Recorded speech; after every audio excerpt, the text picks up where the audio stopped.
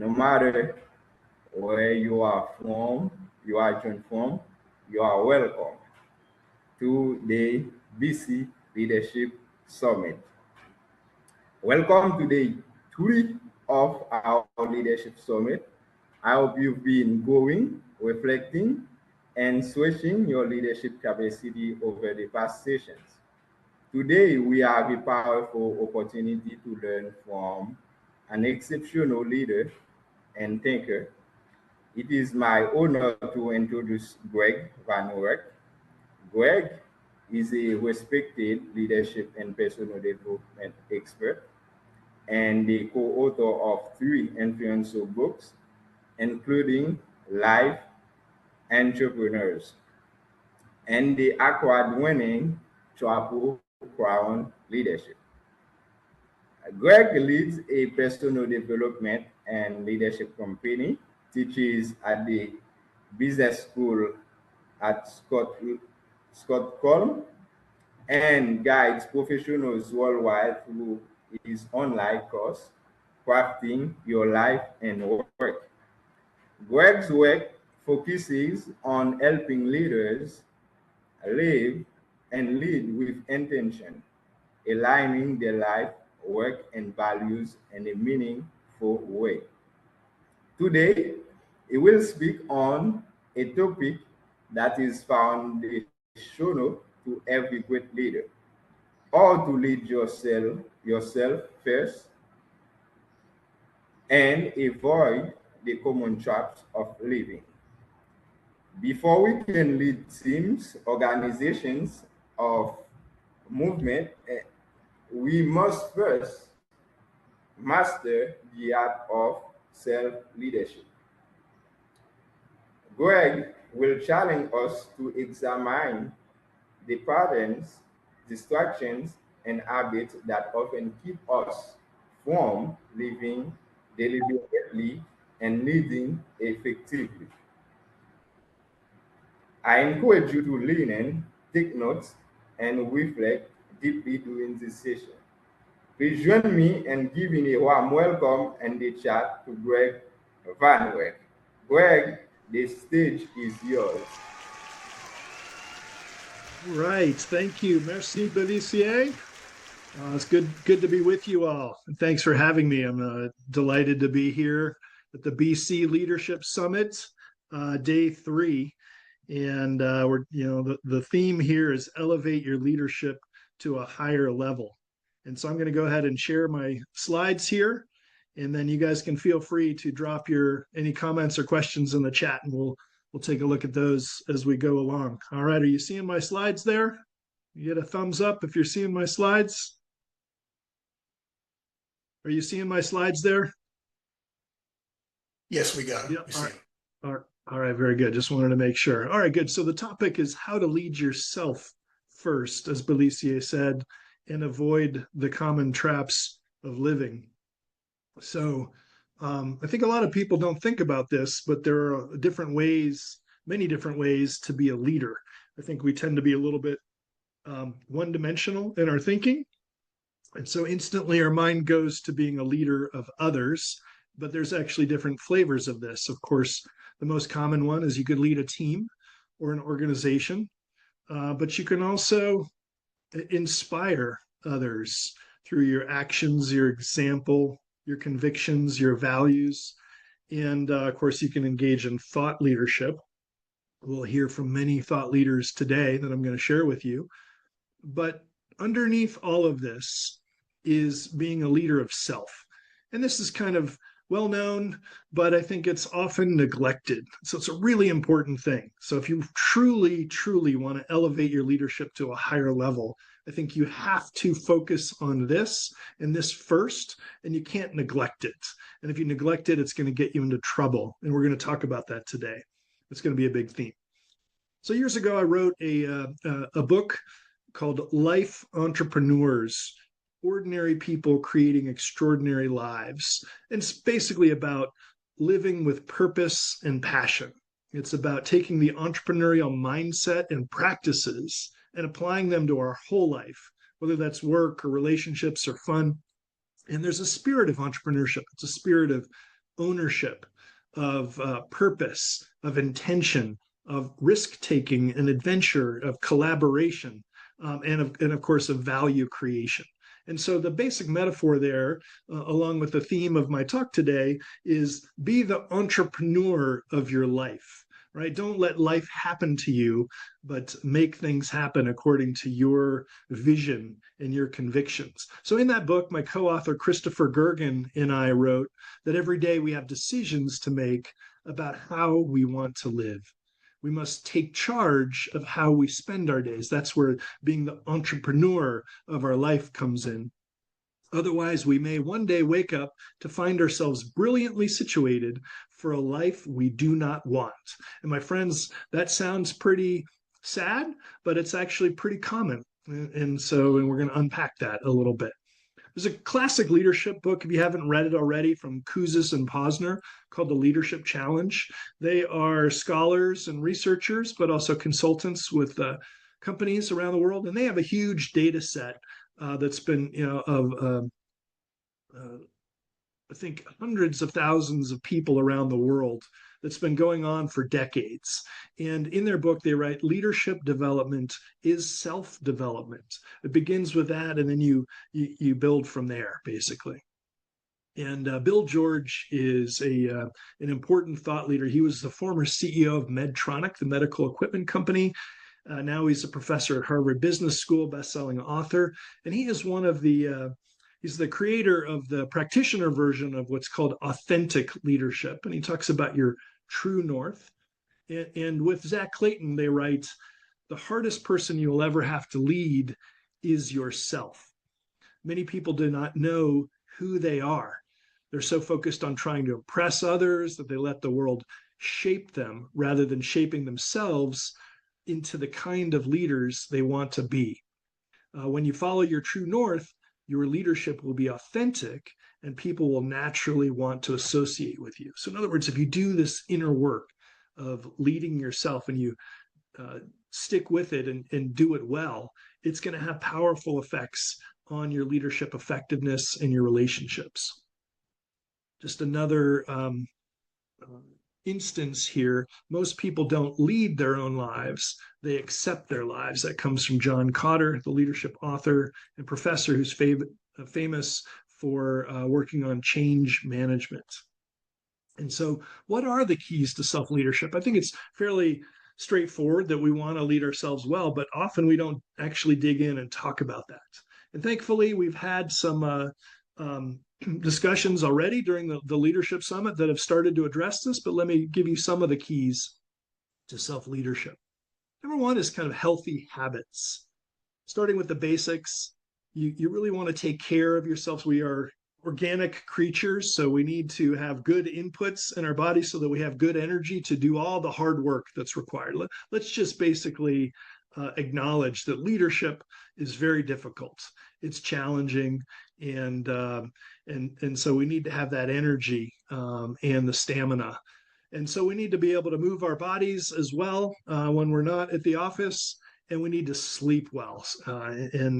Tired leaders get into real trouble. There's a great body of research on how when you're tired, it leads to poor decisions, even unethical behavior, etc. So we want to start with healthy habits and go from there.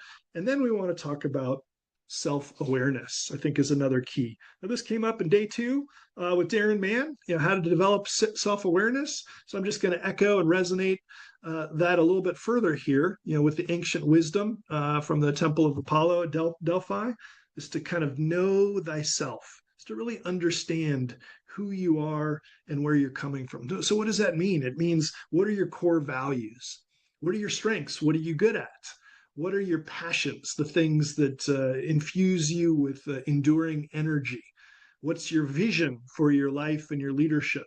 What is your purpose? What gives you a sense of kind of why, or a deeper sense of meaning and fulfillment? So those are very, very important elements of self-awareness, knowing yourself. Warren Bennis is one of the great leadership scholars of our time. And in his classic book on becoming a leader, he wrote know thyself is still the most difficult task any of us faces. I think we take it for granted. We think, oh, I know myself pretty well. But there's so much more in terms of knowing your emotional patterns and your personality and how you address conflict, your emotional and social intelligence, etc. So he goes on to write, but until you truly know yourself, strengths and weaknesses, know what you want to do and why you want to do it, and there we get into purpose, you cannot succeed in any but the most superficial sense of the word. So this is one of the foremost leadership scholars really echoing the importance of this. And so there's a Swedish executive, Mats Lederhausen, and he wrote that self-awareness is a critical muscle to work out if you want to effectively lead any organization. And he's very involved in a sustainable leadership. And so I really like this metaphor of the muscle, because self-awareness is something that you can develop and you can build. So think about it like getting a workout.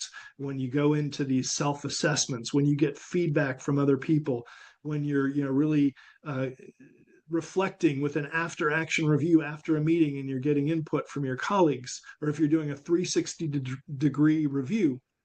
And so if I don't know myself, is it possible for me to lead myself? I doubt that. And this is Kramer, the professor. If I can't lead myself, how could I possibly lead other people? So when I showed that slide earlier about leader of others, you'll notice that leader of self was beneath it. It's like the foundation of a home. And so we want to have a really strong foundation. Another aspect of leading self from our book, Life Entrepreneurs, is what we called authentic integrity. Okay, so what does that mean? We define that as integration of all aspects of our lives in a way that coheres with our true nature. Okay, so first, obviously, we need to know what our nature is, and then we need to design our lives in accordance with that in our work.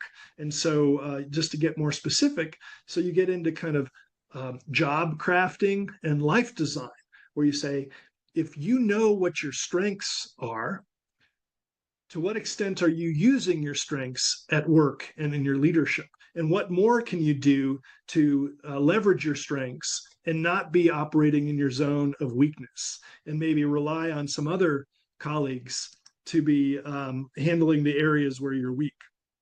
If you know your passions, what can you do to design your passions more into your personal life and into your work and your leadership?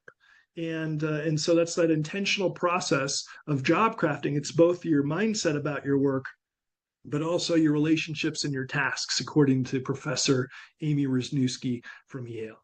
So the ancient Roman philosopher Seneca wrote about this when he said, a happy life is one which is in accordance with its own nature. And I love this image of this wild horse kind of running. You can kind of see that in the animal kingdom and in the natural world, things just do what they were designed to do. It's just a matter of instinct, and they just do it. But sometimes with humans in our complicated social and work environments and these kinds of things, we sometimes get away from that, where we're acting out of accordance with our nature. So we have to know our nature, then we have to do the hard work of integrating it. So one of the things that we did for our book, Life Entrepreneurs, is that we interview 55 people around the world who live with purpose and passion, who are the entrepreneurs of their life, and they set a vision and they go after it instead of being deployed by others. They don't live by default. They blaze their own path in life. And one of the people that we interviewed was Mary Cutrofello. So she went to Yale, a very prestigious university, and was contemplating a more traditional career path. But it turns out that she has the creative spark, and she loves to write music, compose songs, and perform and play the guitar. And when you see her perform, so she's put out a number of albums, and she's toured far and wide. And when you see her perform, you can really see that she's in her element. She's just electric. She comes alive because she loves the music, and she's created her own blend of a mix of genres. It's kind of rock and honky tonk and blues and country. And she's a storyteller, and she just comes alive on stage. And the poet, she said, I just felt like I've lived a life that was true to itself. So you see this notion of kind of living in accordance with our true nature. And that takes courage. This is a very difficult industry. And so another aspect of leading ourselves effectively, a core principle, is brutal honesty. We need to be honest with ourselves because often life doesn't turn out the way we expect, or we have ups and downs. And so we need to stop avoiding, and we need to stop lying to ourselves. So the Paulo Coelho is one of the top selling authors of our time, the Brazilian novelist. He wrote The Alchemist. Many of you may be familiar with that. He said, if you want to be successful, you must respect one rule: never lie to yourself. So we need to stop lying to ourselves. We need to stop denying that we're in a trap, or that we're causing trouble, or that our leadership is not as good as it needs to be to up level to address this situation. And so we need to demonstrate brutal honesty. All progress starts by telling the truth. And then it's going to take courage to acknowledge that and to act on it. Courage to admit when we're wrong, right? And so, what are you avoiding right now because you're afraid? Now, fear is a big thing in the human experience, even among successful people, because of the way our brains are wired. And we've got our advanced brain, the prefrontal cortex, but we've also got the kind of more ancient, or the lizard brain, where fear can really create this physiological response. And so we have a fear of saying something stupid and looking foolish or being embarrassed. We have a fear of failing or making a mistake or being wrong. We have a fear of missing out, or FOMO. Right? And so what are you avoiding right now because you're afraid? And I think part of leadership is that often we don't know what the answers are, and we have to figure it out together, but we're willing to kind of step into the swamp of uncertainty and lead and try things and step up and facilitate and ask questions and be vulnerable. And so, what are you avoiding right now because you're afraid? Susan Jeffers famously said, feel the fear and do it anyway. The point is not that you are going to transcend fear. Fear is part of being human. The point is we need to get comfortable with fear. And for leaders, that's a superpower. We'll come back to that one. So another thing I want to think about as I tee up, what is self-leadership? What does it mean to have that foundation of leading self before we can lead others? I think about a journey. And so this comes from Bob Buford. He was a billionaire cable entrepreneur and then author, and created a nonprofit institute called Halftime. He notes that in his own journey, it started out early in his career with struggle. You haven't developed all the skills that you need and the emotional intelligence, and you're struggling with finances and to organize your life and with relationships and all that. And so often we begin with struggle, unless we're very fortunate and privileged. And if you work hard and do things very well and have integrity, maybe you're so fortunate also with a little bit of luck to have success. Right. And so a lot of people view this as kind of the point of life is to move from struggle to success. And he was certainly very successful by many standards, very financially wealthy, impactful in the community, etc. But at some point he realized that's not enough. There's more to life. And so it opened up this whole, what he called the second half of life, is the phase of significance. Right. So moving from success to significance, that's the metaphor of kind of a sports metaphor. If you think about a soccer match or a football match, the first half was about the quest for success, out of struggle into success. And the second half was maybe we can actually do more that's about significance. So it's a really interesting thing. And I think, a lot of people never get there. They're still focused on success, which is much more about me and how much money I'm making or how much status or prestige that I have, as opposed to the significance is much more about your contributions to other people. Are you having a positive impact? Are you serving other people? And it gets much more into the realm of purpose and meaning that are drivers of significance. And then actually, he also said, well, wait a minute, there can be even more.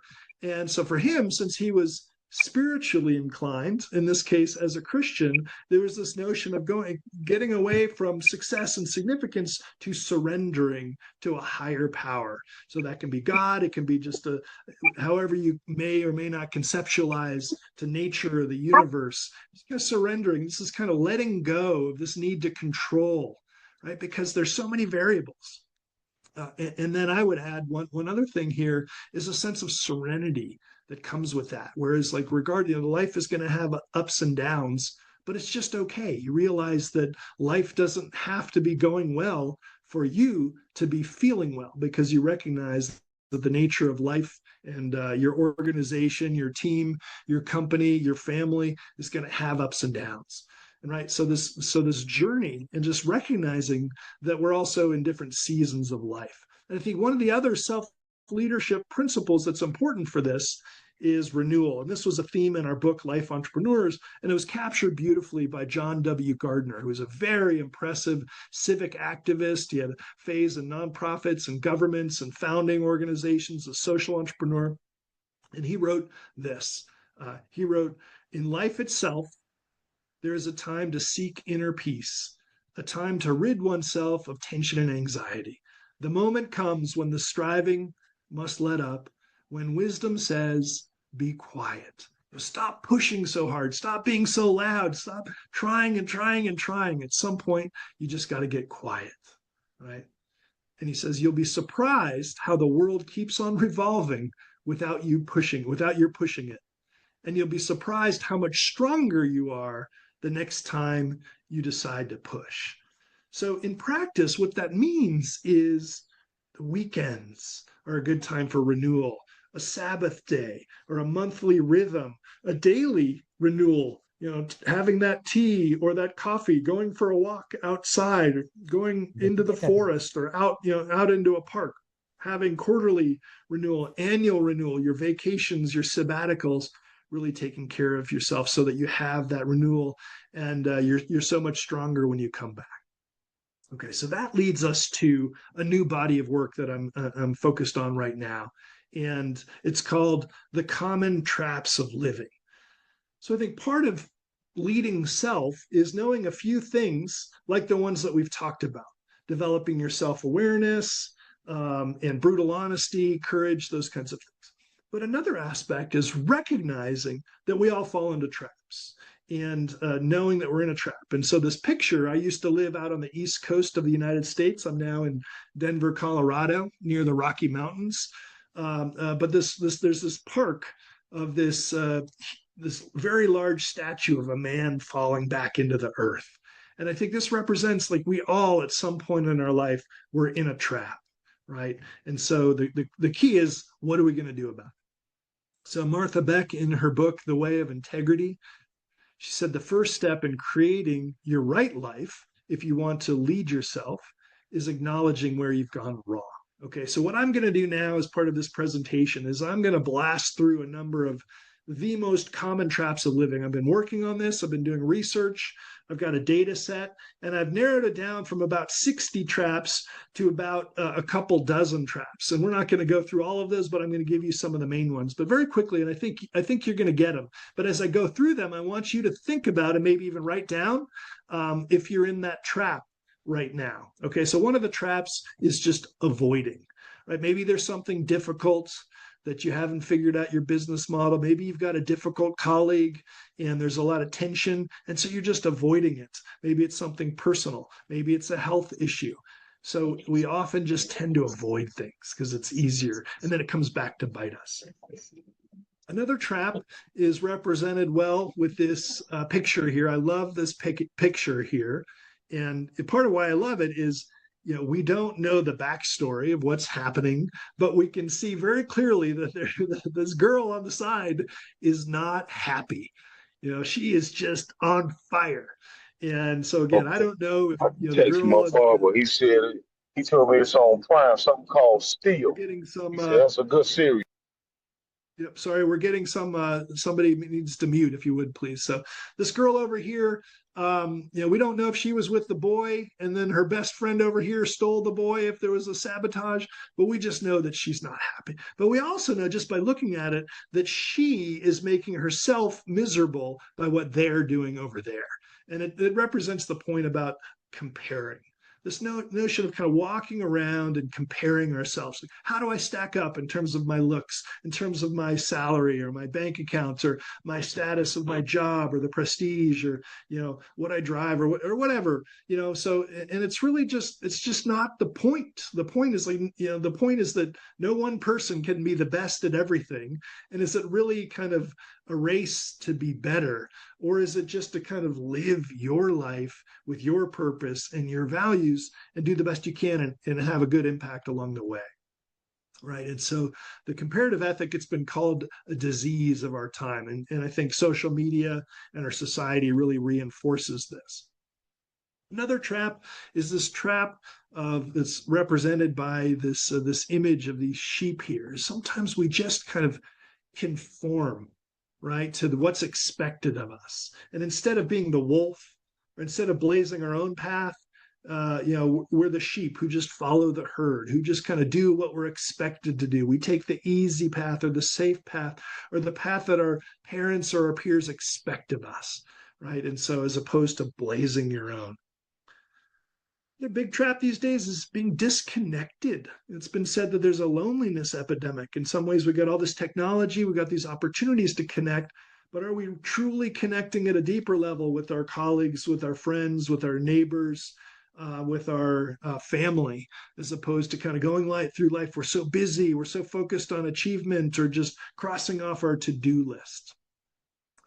Drifting through our lives. We can go through many years and even decades and just kind of wonder, how did I get here? We were just being carried along by the current. So are you in the drifting trap where you don't have a real clear sense of the horizon that you want to steer toward? The ancient wisdom from Socrates thousands of years ago said that an unexamined life is not worth living. So we need to stop drifting. We need to examine, are we on a good path or not? And if not, what changes do we want to make? So another trap here is the trap of ego, where it's all about me and what do I want and what am I getting? Am I getting enough that I deserve? Am I getting enough recognition or accolades? And I think this, there can be some value to a lot of these traps, but at the extreme, life isn't all about me. Life is about, this incredible biosphere and the universe and creation and us together in our, we just had the Winter Olympics, and these amazing athletes are part of teams that are part of nations that are part of a world, and they show us what people can do. And it's not just about me and what I want and whether I'm feeling aggrieved or not. So, and this is one of the mega traps, I think, that's underneath a lot of the other traps.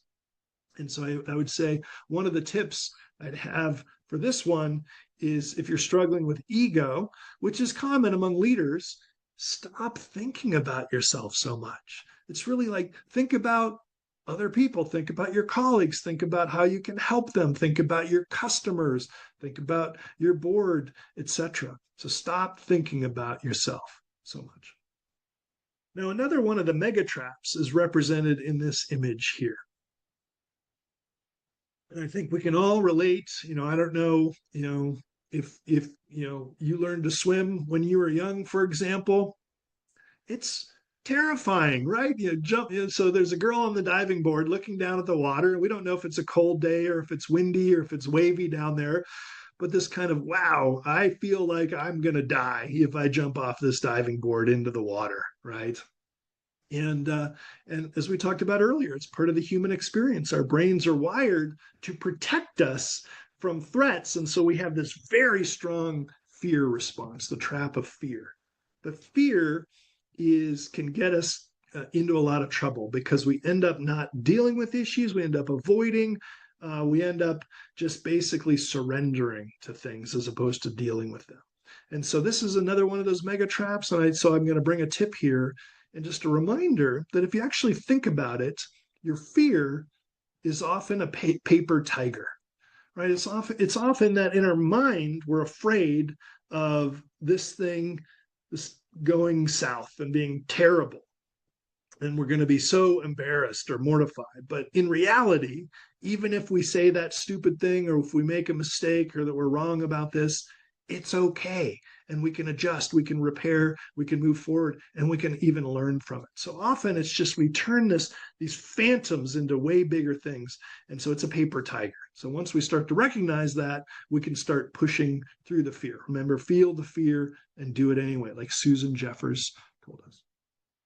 Related to fear is the trap of indecision. Are you in this trap right now? Or should I go back to school? Should we have this strategy? Should we go all in on AI in our organization? Should I take this, this course? Or should I change my job or my career? Should I marry this person? Should I leave this person? And it's kind of, we get stuck in indecision, right? And part of it is we've got so many options. It's been called the paradox of choice.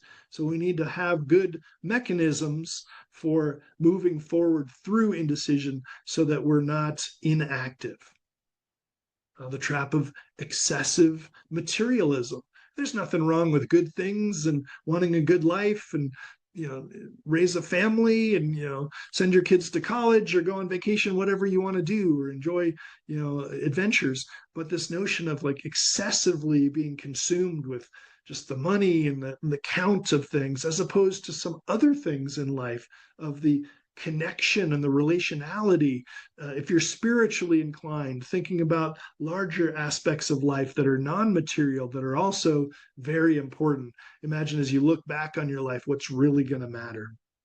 The trap of negative self-talk, and in my data set, this is a huge one.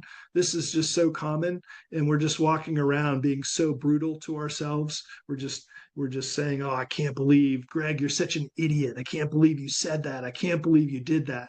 And this negative self-talk, we end up just shooting ourselves in the foot. We end up just harming ourselves and impacting our ability to move forward productively in the day, much less lead others effectively. So we've got to find ways to flip this. The trap of not moving on from a bad job, a bad boss, a bad relationship, a bad situation. We're stuck, and there's kind of inertia, or there's switching costs. But we've got to be able to kind of cut our losses, cut off the anchor, and just move forward. The trap of numbing. Leadership and work is very hard. There's a lot of demands on us. There's a lot of pressure. There's a lot of meetings. You got to hit your numbers. And so sometimes we're tempted to kind of numb out.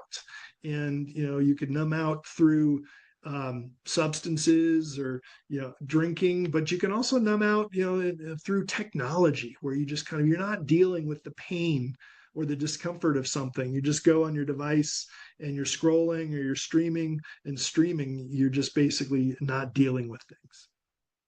The trap of being outer driven, where we just have such a strong need for approval or status or prestige, where it's really, I think as you go through life, you realize that is an endless chase that will never get you there. It's like the dog chasing after the car, right? And if your approval doesn't come from within, you're never going to have it. So you got to, back to that leading self, you got to find ways to recognize that we're all flawed. We all have problems, but we're okay.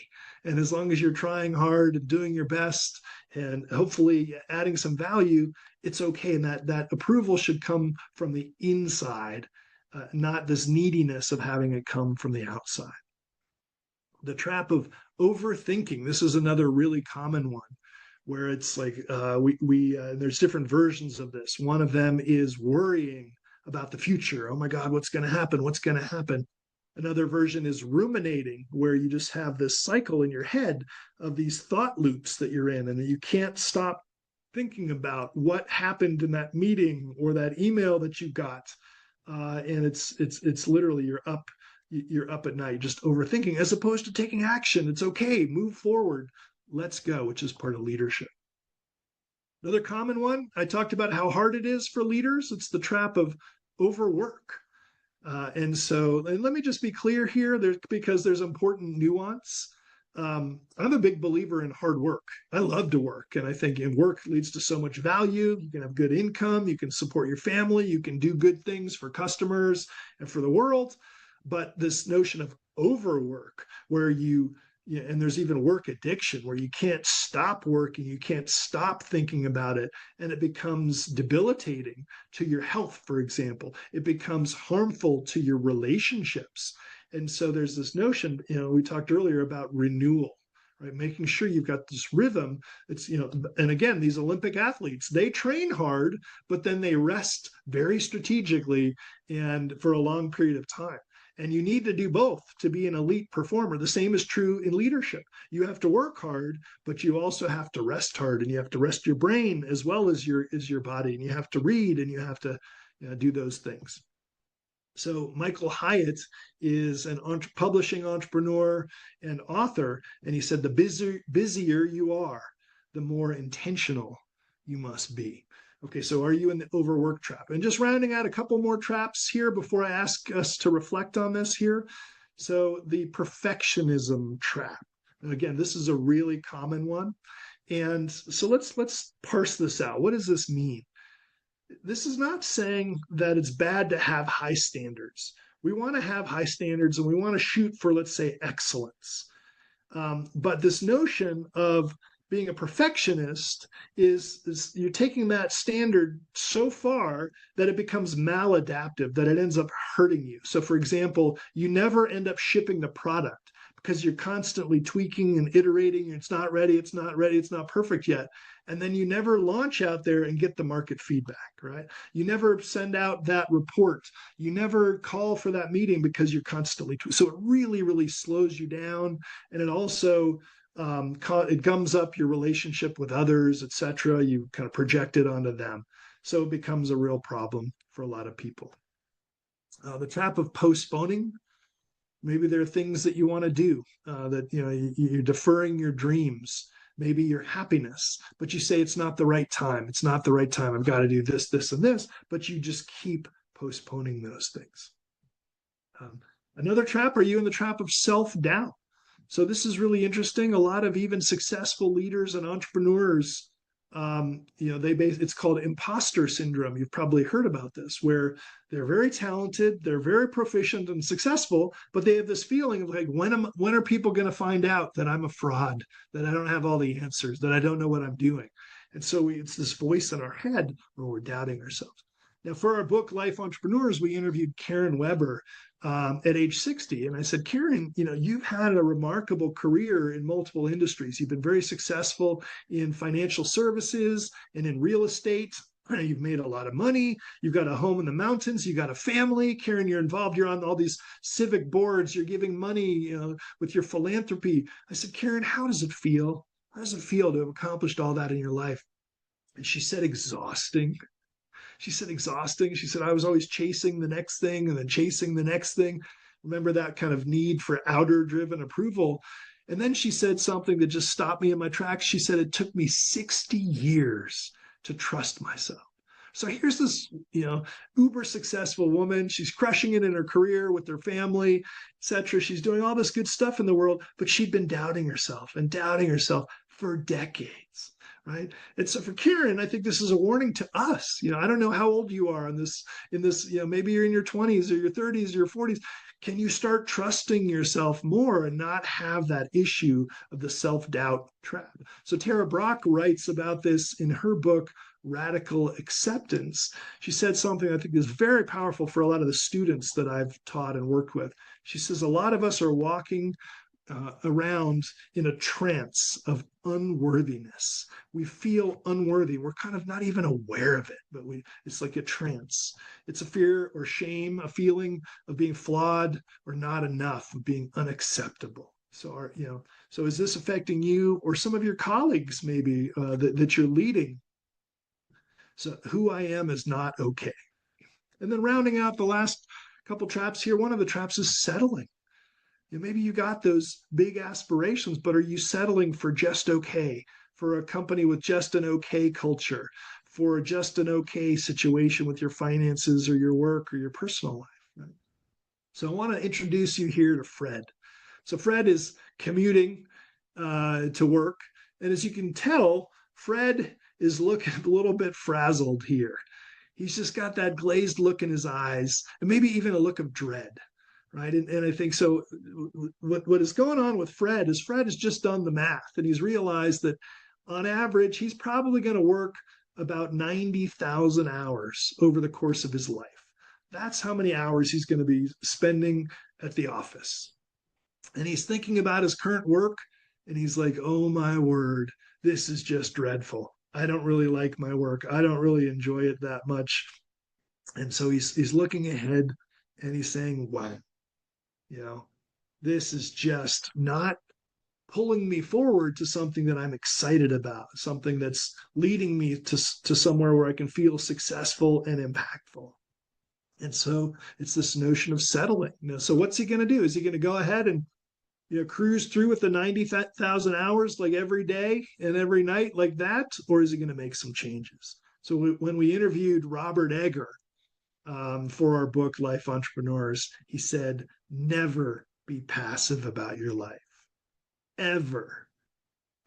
This is the spirit of the life entrepreneur who blazes her own path as opposed to just being deployed by others. And so in Robert's life, this means he's a social entrepreneur. He's entrepreneurial. He likes to create products and services, but he's also very passionate about poverty and food insecurity. So he's involved with the Central Kitchen movement of DC Central Kitchen and LA Central Kitchen and World Central Kitchen to try to get people more nutrition and get out of the cycles of poverty and food deserts. The other trap here is the trap of feeling it's too late. And this is the last one where you're saying like, well, I've had a lot of dreams, but I'm not sure that I can go after them anymore. And so this notion of thinking it's too late when it's actually probably not. In some cases, it literally is too late. Where at some point you're going to be on death's door or whatnot, and it'll be too late to. But often it's not at all too late. And so for example, I talked earlier about Karen. Remember Karen who said it took me 60 years to trust myself, right? So for Karen, it was this thought of like, wait a minute, I'm 60, but I could have a whole new phase of my life. And so what she did was she branched out of the professional focus, spent more time with family, but she got into photography. She went back to school and got a degree in spiritual psychology. She worked for a children's camp, and she did all these things. And all of a sudden, she was alive again. She was on fire because she took her life back. And so, my friends, thank you for having the patience to stick with me. And what I'd like you to do now is we talked about a number of common traps of living. Avoiding things, comparing, ego, fear, drifting through your life, overwork, perfectionism, etc. And, so I want you to think about, are you in any of these traps right now? And I want you to be honest.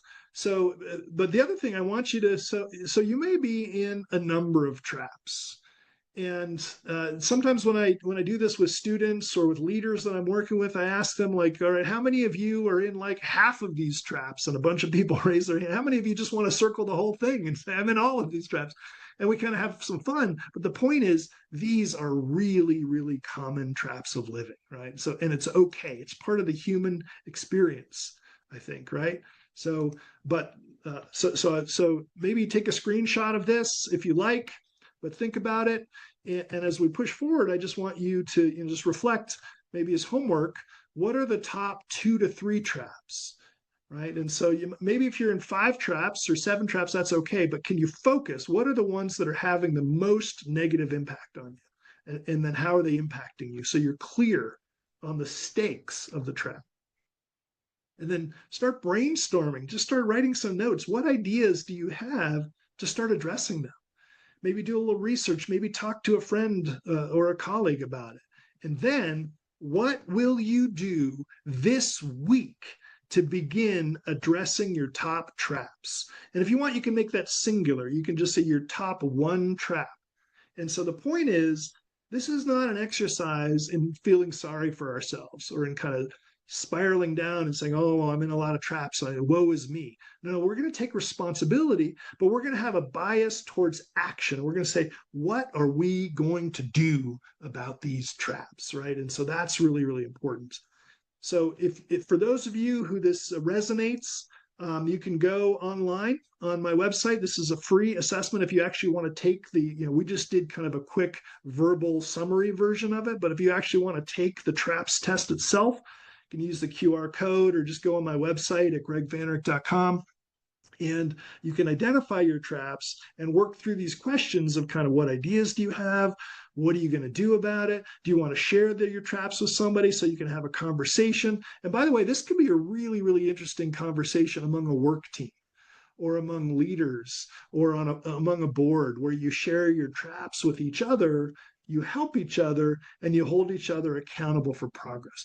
Now, a couple things about this. And by the way, this is the subject of this is my fourth book that I'm working on right now. So I'm working on a book project, and I've got more than 3,000 people around the world who have taken this test. I've also interviewed more than 40 people around the world in like 20 countries about their traps, and I'm working on this, and it's really interesting. The other thing is if you take the test, and if you want to share your results with me, you can email your top traps with me, and I will send you resources and ideas for what does the research say about dealing with your top traps. So that's an option too. The point of this from Thich Nhat Hanh, the Vietnamese monk, is awareness is like the sun. And when it shines on things, they're transformed, right? So just being aware of your trap, like maybe you weren't aware of it yesterday, or you kind of put it out of your consciousness. So that shining a light on it is so important. And then, my friends, back to Paulo Coelho, right? If you want to be successful, you must respect one rule. Remember, we talked about this, right? Never lie to yourself, right? So folks, if you're in a trap, stop pretending that you're not. Stop avoiding it and just be brutally honest, like we talked about earlier, and deal with it. Now, for each of the traps, it's going to have its own set of unique things that you can do about it, according to the research and maybe according to your personality and preferences. But in addition to that, there are some general, what I call trap busters. There's some things that help across a wide swath of many of the traps. And so we can't go into all the specifics of each trap, obviously, but I can share with you something like maybe like a top 5 here of what are the things that help you avoid. And these traps, by the way, are the things that inhibit your happiness, your quality of life, and your fulfillment. So, my friends, if you want to be happy, if you want to have a good quality of life, you got to deal with your traps. That's an act of self-leadership, right? So what are some of the trap busters? One of them is what I call identity separation. And what does that mean? That means very simply, you separate your identity from the trap, right? So maybe one of your top traps is perfectionism, right? You say, I'm a perfectionist. I'm a perfectionist, and you kind of laugh, and you maybe use it as a badge of honor, like I just need everything to be perfect, ha, ha, ha, ha. But my friends, it's maladaptive. So the point is, no, you're not a perfectionist. You're not a perfectionist. You're just engaging in perfectionist behaviors sometimes. And so the point is, you have the ability to change that, to start working on that. And so it's not a matter of your identity. It's a matter of your choices, your actions, and taking responsibility. A few other traps here. Perspective and faith are always important here. Yes, this traps test, my friends, sometimes can be brutal. You look at it and you're like, oh my word, I'm in a lot of traps. Or my best friend, she's in a lot of traps, right? Or my spouse, etc. But you have to have perspective. Maya Angelou says, every storm runs out of rain. At some point, the storm's going to be over, right? And the sun's going to come out again. You're going to be able to push through it. So you got to keep that faith. And that's just really important. Remember and claim your power. Remember and claim your power. The prison of your mind has no locks, only the illusion of them, right? These traps are not an actual prison. It's the illusion of a prison. It's in your head. And there are many things that we all can do to escape these traps. And that's what this body of work is about, starting with the traps test in the book. But you want to anticipate resistance. So you're excited. You're like, okay, I'm in this trap. I'm drifting right now, or I'm settling. And you're all excited to get to work. But my friends, you are probably, almost certainly, going to encounter resistance, right? Resistance. And so one of the laws of change, as soon as you try something new, you'll get resistance. So that's okay. Don't expect it to go smoothly. Don't expect to just climb out of the trap in one day. Expect there to be obstacles. You're going to have ups and downs. You're going to have a recurrence. That's just the nature of life. And then replacement strategy is another general trap buster. What does that mean? It means replace the trap with something positive. So if you struggle with rumination, which is that version of overthinking where you can't stop thinking about that thing that somebody said in the meeting, or you can't stop revisiting that email over and over again, right? Take action, right? You can just blow up that overthinking by actually taking action. And then there's a new thread here that you're following where the person responds and you start going and you have a conversation, or and it just takes you to some new places, right? And so in closing here, and I want to see if there's any good questions for us in the chat, and I can also open it up to see if anybody wants to share a question verbally with their camera on or off. But so be thinking about that. But the two things that I want to emphasize here in the finale here, number one is lead yourself first. And Belisier has convened us with BC Leadership, and thank you, Belisier, by the way. Elevate your leadership to a higher level, right? And if you're going to do that, foundation, it makes all the difference if you invest in self-awareness, like Darren was talking about the other day, all the things that Dr. Amisi is going to be talking about next. It makes all the difference. And then number two, you got to know your traps and work on the most damaging ones. And the whole point of this is if you don't, it's like a broken record, like you see on the screen here. It'll just keep playing. That trap will just keep damaging your relationship. It'll just keep inhibiting your leadership over and over unless you deal with it. And by the way, in addition to these life traps, I've also got a cool tool called the Leadership Derailers Assessment, which is about your leadership traps. And any of you can contact me to get that. It's on my website, etc. But we want to deal with our kind of life traps and our leadership derailers as well. So in closing here, before we open it up to questions, I just want to put out an invitation to connect. I'm an author and speaker. If you want to check out my TEDx talk or any of our books, a lot of the stuff we covered today is in this Life Entrepreneurs book, which is more of a personal development, self-leadership book. But I'm also a co-author with my dad of a leadership book called Triple Crown Leadership, which is about building excellent, ethical, and enduring organizations. You can contact me from my website. I've got a bunch of free resources and videos and articles and assessments. I'm also on a bunch of social media. If you want to connect there, I really would love that. And I also have an online course. It's my signature course that walks you through this business of leading yourself by intentionally crafting your life and your work. And so it kind of takes a lot of the things that we talked about today much further, much deeper, and it walks you through a whole process for that with a bunch of resources. So I would love for, if you have any questions about that, let me know. But I really would invite you to connect with me. If you have any questions after the session, just reach out to me from the contact page of my website. But I want to just check in here. We got another session coming up, and let me just stop sharing here and see if you have any questions in the chat, or if anybody wants to raise their hand, we can do that as well. So let's see. Yeah, so please fire away. Any question or a comment is welcome as well.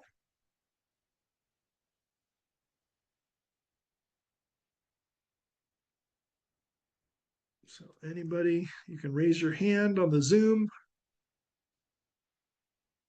or you can ask it in the chat.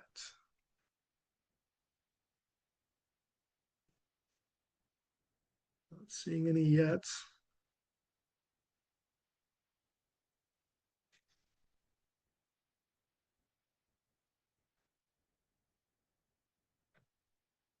We just have a few minutes left before Dr. Jane Amisi is going to be speaking. So, and her topic coming up, which is really awesome.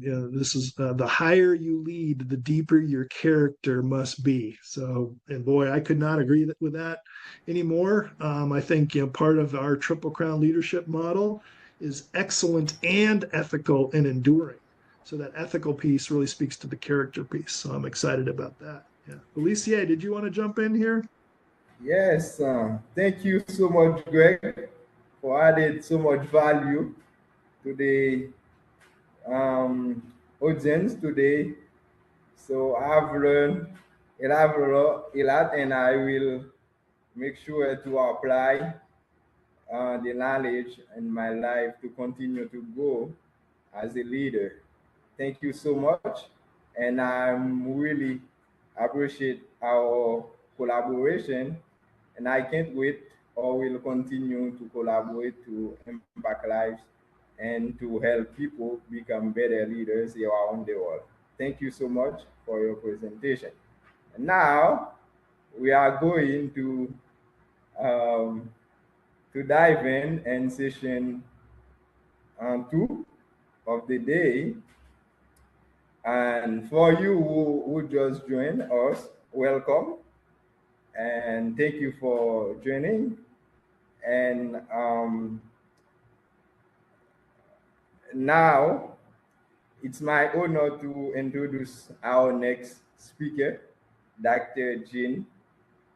Um, he is a respected servant and leadership development expert with a deep passion for helping leaders grow with integrity and lasting influence. She is the founder and director of Pinning Point Consultancy and Reflections that Inspire, two organizations dedicated to equipping leaders to create meaningful and sustainable impact. She was a doctorate in human resource development from University of Malaysia, and she is actively involved in global leadership and professional communities, including Toastmasters International, the John Maxwell team, the International Coaching Federation, and Association for Talent Development in Kenya. Today, she will be speaking on a topic that every leader must embrace. The higher you lead, the deeper your character must run. As influence increases, so does responsibility. As visibility rises, so must integrity. Leadership is not just about position or performance, it is about character, depth, and consistency. In this session, Dr. Jane will challenge us to grow our leadership from the inside out because sustainable leadership is built on strong character. I encourage you to lean in, reflect deeply, and allow this message to shape not just how you lead, but who you are becoming as a leader. Please join me in the chat to welcoming Dr. Jane. Dr. Jane, the stage is yours.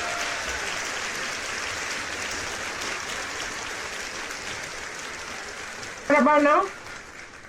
That's better. That's better now. Okay. Greetings to all of you. I'm so happy to attend this meeting, this superpower conference meeting, and I love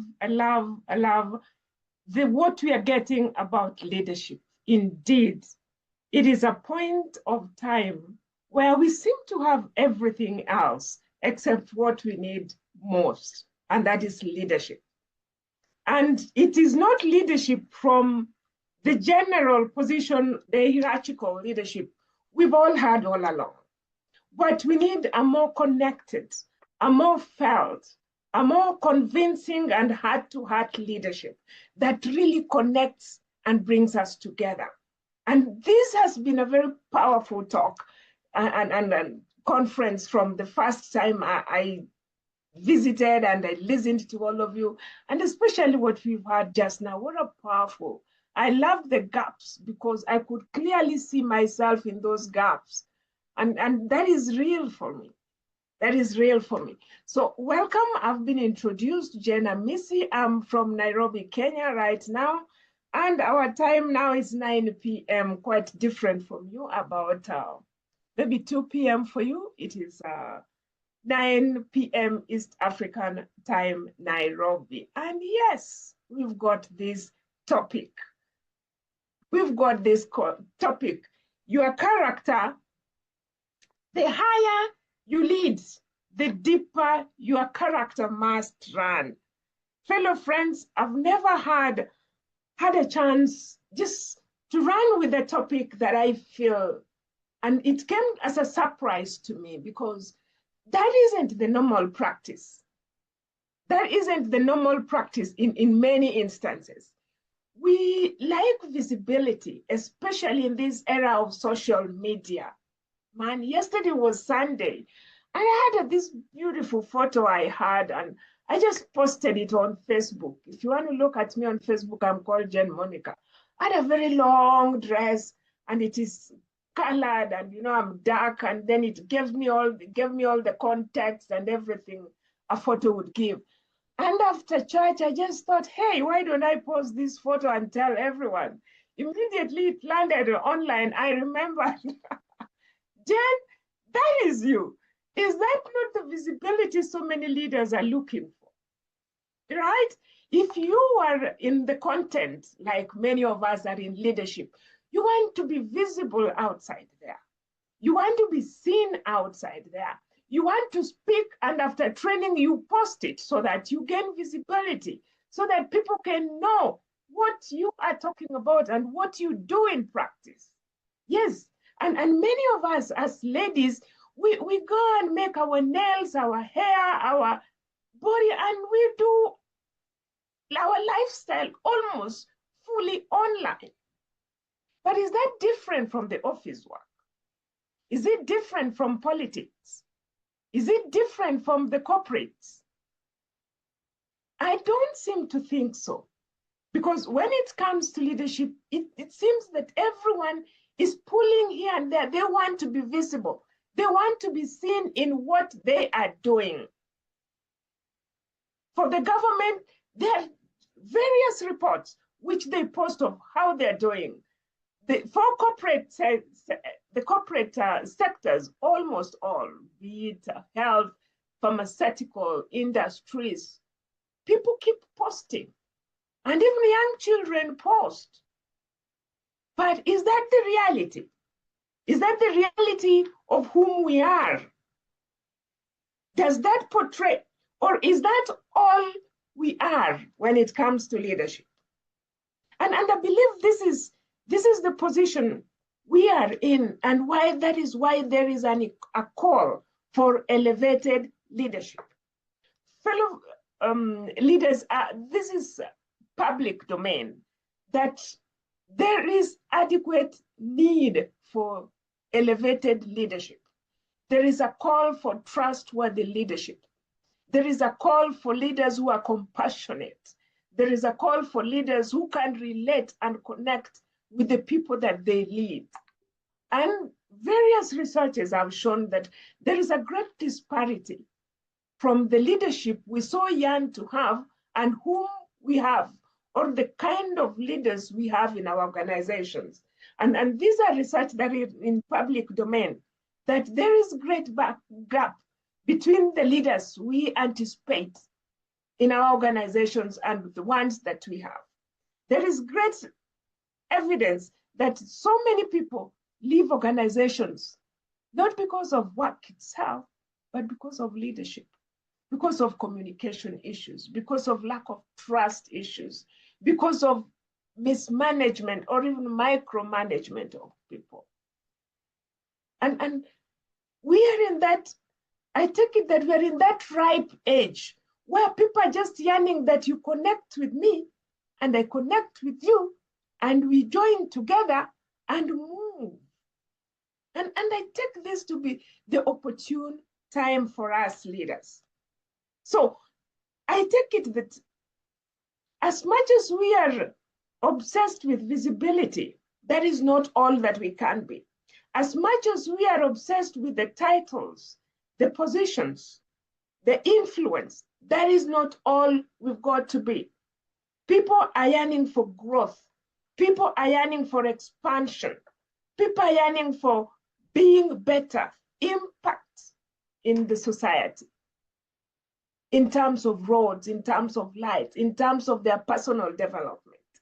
And that is where leadership comes to fill. So it is elevated leadership, I believe, because there is still opportunity for us to grow. As we know, I've seen quite a number of us here, members of John Maxwell, and any other leadership expert. There is always an opportunity to grow. That is the nature of human being, that we can expand better, that we can do more, expand more, and have more. That is the real nature of people.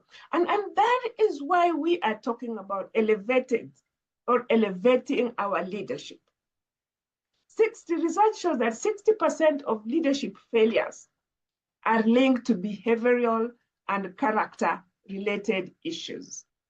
I had some PowerPoint which I'll just be showing. That is my topic. The higher you lead, the deeper your character must run. And leadership, we've just explained, leadership, people are obsessed with visibility. I've mentioned about the online social media, but inside the organizations, we've got titles. Politicians have got platforms. Various others have the aspect of influence. But from history, from what we've gone through, what we have learned, leadership does not fail at the level of skill. It fails at the level of character. And this is why the higher you lead, the deeper your character must run. I was reading statistics here that over 60% of leadership failures are linked to behavioral and character-related issues. Behavioral and character issues. I'm not hearing somewhere there of a technical skill.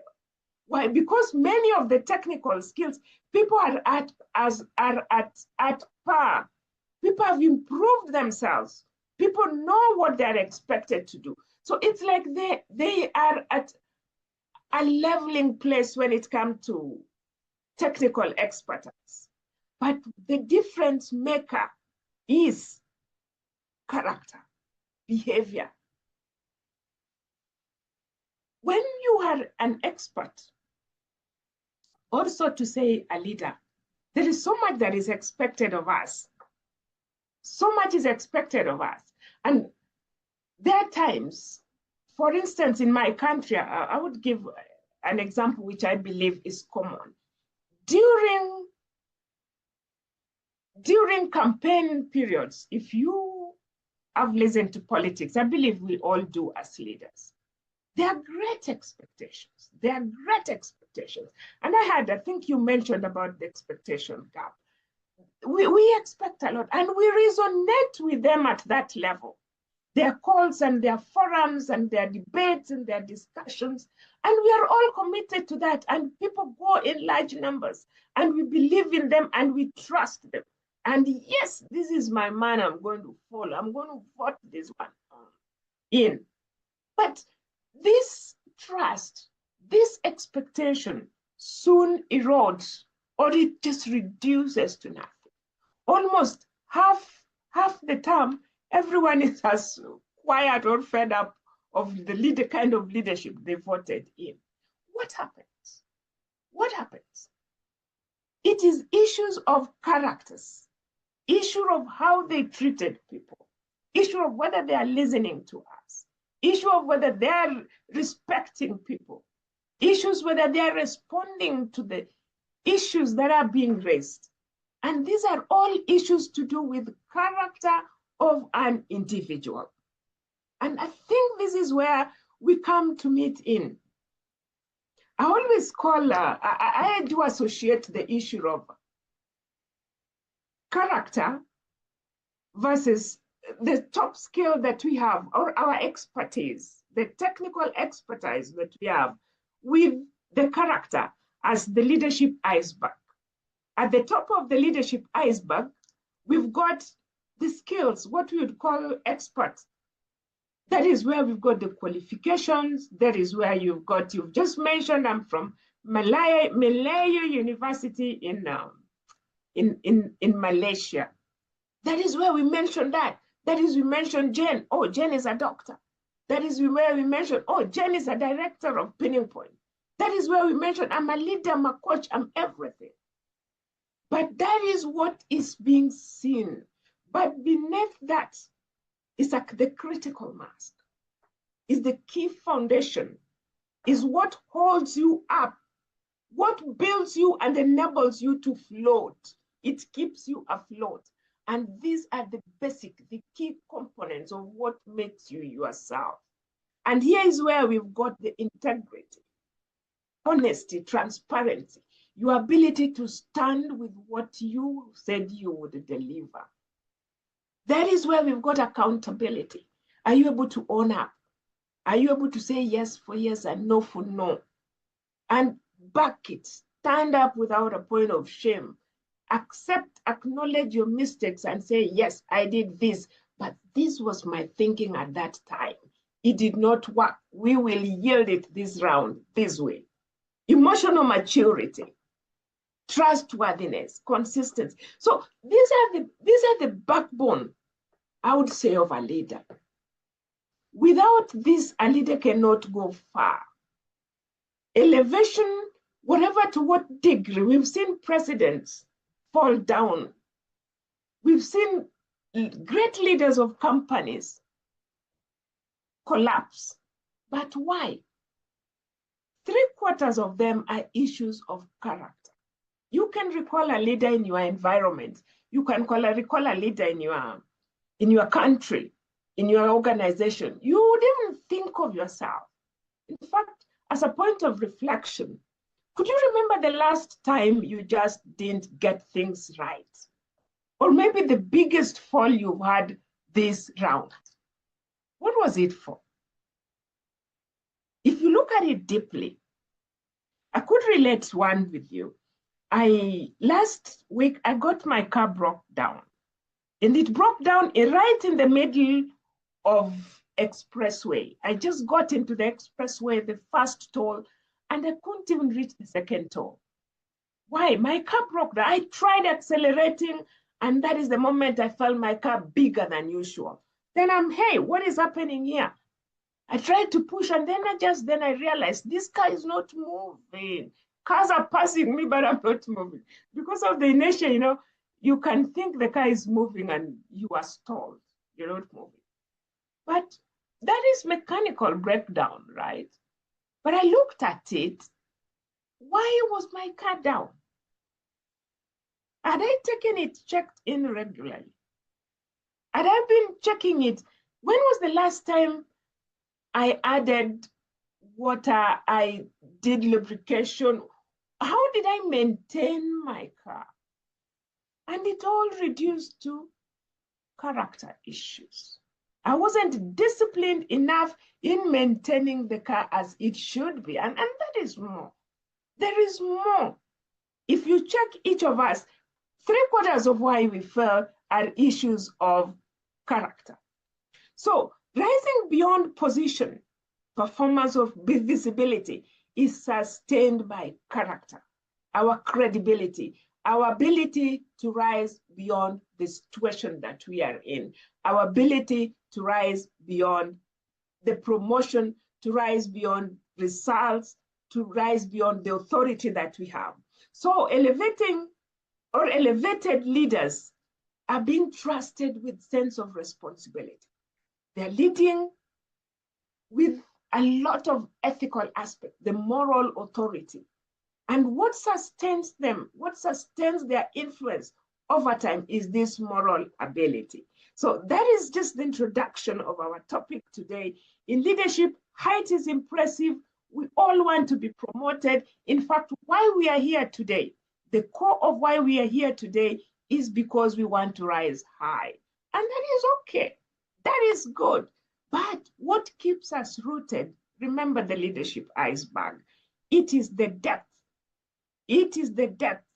Our character is the depth that keeps us standing.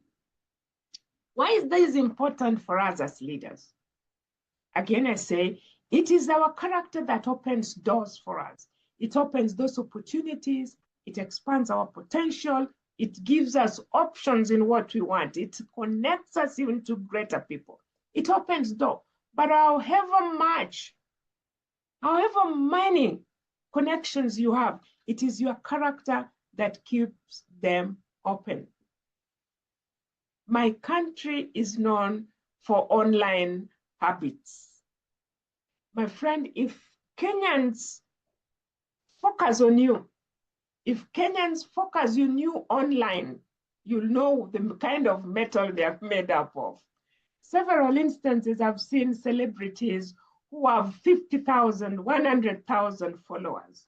And just because of a single behavior, that reduces to maybe 10 or 20 people in a day, just because of a character issue. And that is why it is important for leaders. We don't want to collapse and to fall all of a sudden. That is not the aim of any leader.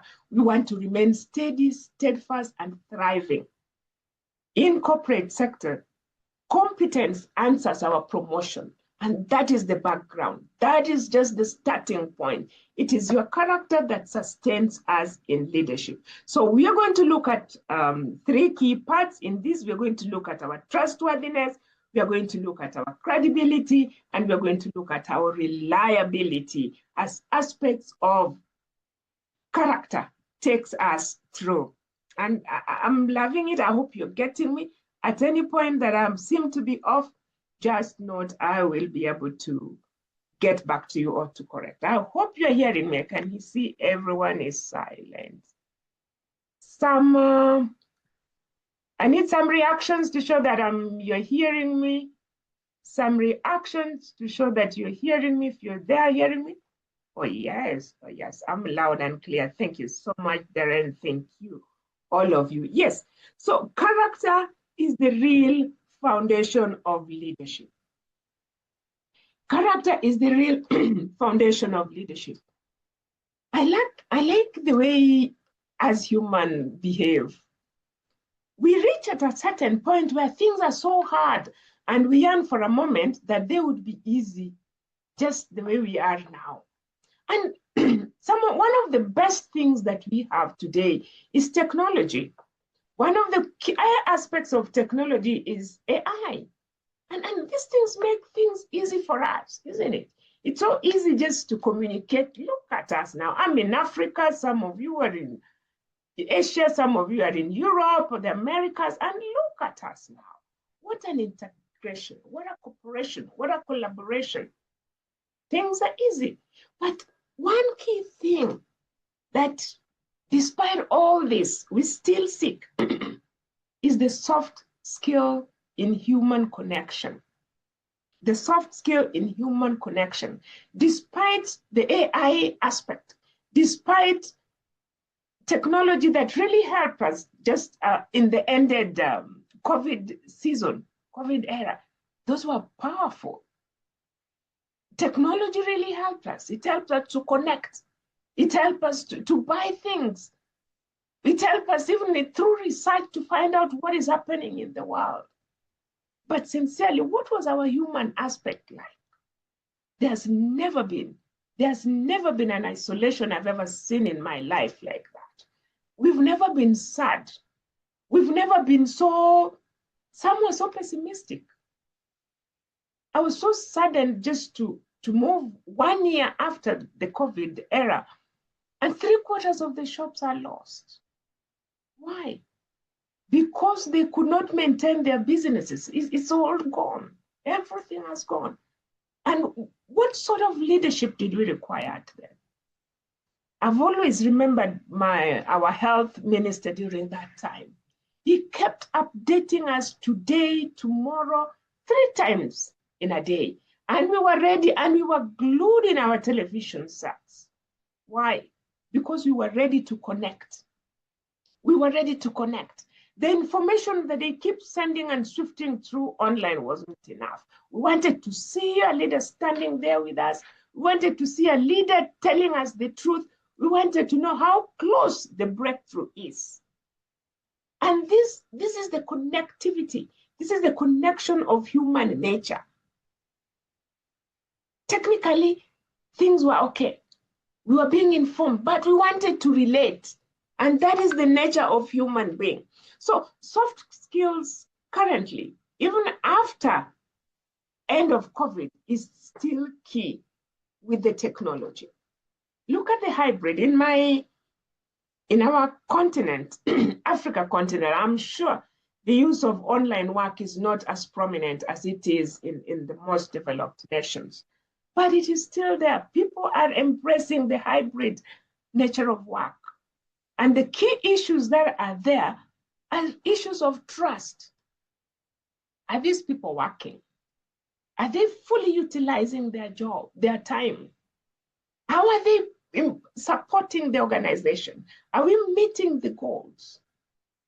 And employees, is this boss giving me enough that I need? Don't it trust me with the work that is given me? And are we being developed to the extent that we require? These are the issues that are disturbing people's minds. There is a research by the LinkedIn Global Talent Trends, LinkedIn Global Talent Trends, that report 92% of talent professionals say soft skills are as important as hard skills, especially when one is hiring. And further survey revealed that 77% of CEO see lack of soft skills as one of their biggest threats. You'd wonder why when there is AI. You'd wonder why, but because we still need to talk to people. We need to manage ourselves. I take the technology as systems. These are systems, these are structures that we've got to build, we've got to direct, we've got to have our feeling, we've got to manage ourselves, we've got to manage the systems through our soft skills. And then it is only when we manage them that they can be productive. But management is solely a human aspect, which comes strongly from the leader. We've talked of, we know issues of adaptability in the organization as a key aspect that is required, adaptability and flexibility. With so many changes, for me, I work with the government. And indeed, even the government, there is so much.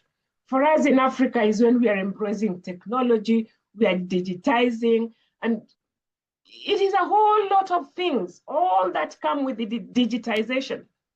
No one knows what is going. Some people think, oh, my job is going to go. And with the rise of the Gen Zs in the organization, it's an interesting one. I'm now the older group, and there is a new younger group that is coming on. And you can see it is real when we read it in books, and when we live it, it's actually true. These young people are fast. These young people know their job, especially with technology. They've been born with it. They live with it. When you bring them to work, they know it. They are on top of it. And indeed, some older people are wondering, hey, what are these young people doing? Are we going to be replaced by the young people just as we are being replaced by technology? And the older, younger people feel, hey, you people, you've been here forever. We need space. You need to retire so that we need to come. But how do we coin this together? How do we adapt? How do the younger people adapt? And how do the older people adapt and become flexible to integrate and to work together in an organization? Change will always continue, and it continues to be. It is our soft skills that enable us to adjust to these new conditions. When you as a leader is adapting, we are expected to embrace the new challenges. We are expected to embrace technology just as we embrace the new younger people. We are expected to stretch out beyond our comfort zone. And when you stretch beyond your comfort zone, you are able to take new risks. You are able to take new routes. You are able to expand to other areas that are not. You're expected to develop yourself in order to be new. That is the only way you are going to adapt. So stepping out of the comfort zone means stretching yourself. You're stretching beyond the opportunity that you have so that you can increase.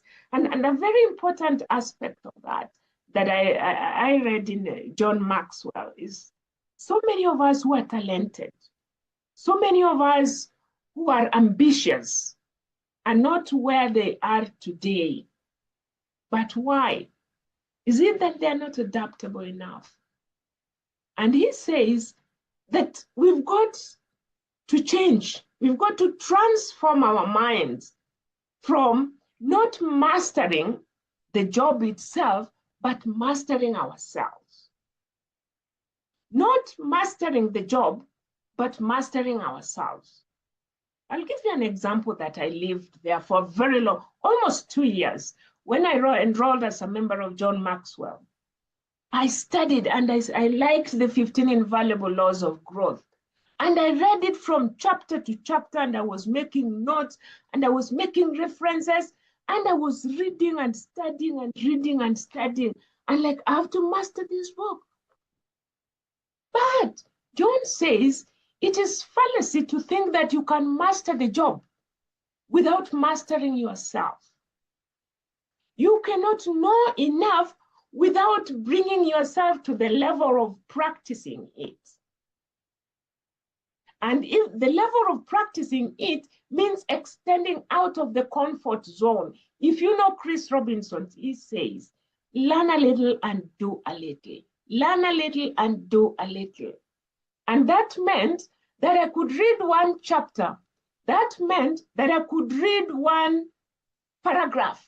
That meant that I could read one quote and go outside and do a little of what I learned. That is stretching yourself.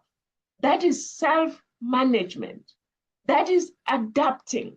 That is developing yourself, freeing yourself so that you can do something that helps you to move ahead. That is development. And when you develop yourself, when you practice it 1, 2, 3, 4 times, you begin to master it. But you got to move out your comfort zone and try it. That is expanding yourself. So if we lack such traits of discipline, we lack such traits of self-management, if we lack such traits of expanding ourselves, moving out to try, then even in that position, we are going to remain stagnant. We are going to remain low. And we are going to miss the elevation mark. Not because we are not skilled, but because of lack of self-management. Which organizations, let's get it to the corporate sector. We know that organizations today are promising quite a lot, promising training, recognizing the kind of leaders they want to. They've got their missions, their visions, and what they want to do on their board. But is that whom they are? From where you're working, from the organization that you know, is that whom they are in practice? And you know that so many people are now retiring because of lack of trust, especially the new young people. They are so much attached to their development that so many people are not getting, if they're not getting what they want from an organization, they simply retire, resign, and move on to their other organizations. And they are more faster than us in leaving their jobs. We are still the security kind of people. These young people are very fast. They leave and they get another employment and they go. But that shows a lack of trust. Then who are the trusted organizations? Trusted organizations are the ones that provide training for the people as they promised. They provide mentorship as they promised. They provide the benefits as they promised. They are trusted because they invest in the people. It's like a win-win move. If you trust me and you invest in me, I in return trust and invest in you. And when you do that, people feel valued. They feel respected. My needs are being met here. I'm going to stick with them. I want to develop myself, and therefore I'm going to stick with them. I'm going to give my best so that I develop better. I'm respected. If the boss can take himself to mentor me, if they can take themselves to listen to us, then they respect us. We are valued. And these are the characteristics of organizations, of leaders who adapt, who embrace the change. And they only do that from the core aspects of their behavior. And these are the values. These are the characteristics that emerge from an individual. It is beyond the technical capacity that they have. What of emotional intelligence of our leaders? Every sector today, every sector requires that understanding, empathy from fellow leaders. And people have gone through tough seasons. And I think economically, these are some of the tough seasons that people have seen. Business coming to grow up, steadying after a steep time of COVID and rising up.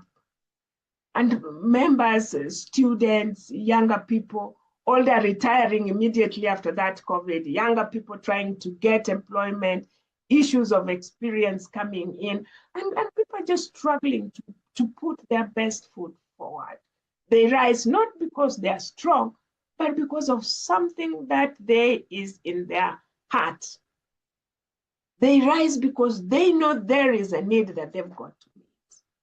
And this is where leadership comes in. John Maxwell says, leaders are dealers in hope. Leaders are dealers in hope. When it comes to giving people hope, it should be the leader at first. He's the one to tell them all hope is not gone. You got to rise beyond this. You got to try again. You got to try this area. And that is leadership. And when people see that aspect of leadership, they believe in you. They trust in you. And that is what the whole world is looking for. It's not expensive. Hope is not expensive. It's something that comes from deep within a leader. It is a realization. It is awareness of whom you should be as a leader.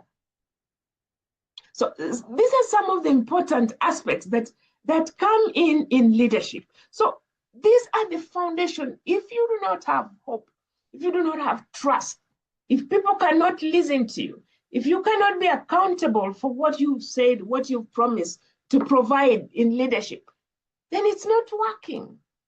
It's not working. And that is why leaders have that chance to improve themselves, to move beyond the state where they are. If you are in level 1, you're going to move. And movement, remember, we've said, is stretching yourself. And this is an ability. This is a character. There are people who are comfortable where they are. And you've got to believe in people. You've got to trust in people. You've got to develop others so that they also get developed themselves. So people follow leaders they can trust, not just the people they can admire. They follow leaders whom they can trust, not just admire. So number 2, character is revealed under pressure. Character is revealed under pressure. Wow. Wow. Is there any time of pressure that you've seen under now? I like my friend before me talked about the several gaps. And there is a gap of pressure of time. There is just not enough. You wonder how some people manage to finish some things within 24 hours. It is just pressure after pressure. There is so much pressure that is going on in leaders, in performance. When it comes to performance, I don't know how you people call them, but as we have performance appraisals, where you sit with the leaders and they check out what you've done, what you are expected to do, and the outcome. And why didn't you fill this gap? And then there is expectations. We know the lot that is expected of leaders today. the much they're expected. In fact, not more of performance results, but how they follow through those results. When it comes to the character, it is how they follow through those results. Are they fair? Are they clear enough? Do they practice what they are telling you to practice? Can they also deliver? Do they understand it before they ask you to produce it? Can they also meet the deadlines that they are giving you to meet? So there is so much pressure in decision making. There are several pressures that expose core values of people. We've got conflicting interests as well, issues of accountability and humility. And these are things that affect our leaders.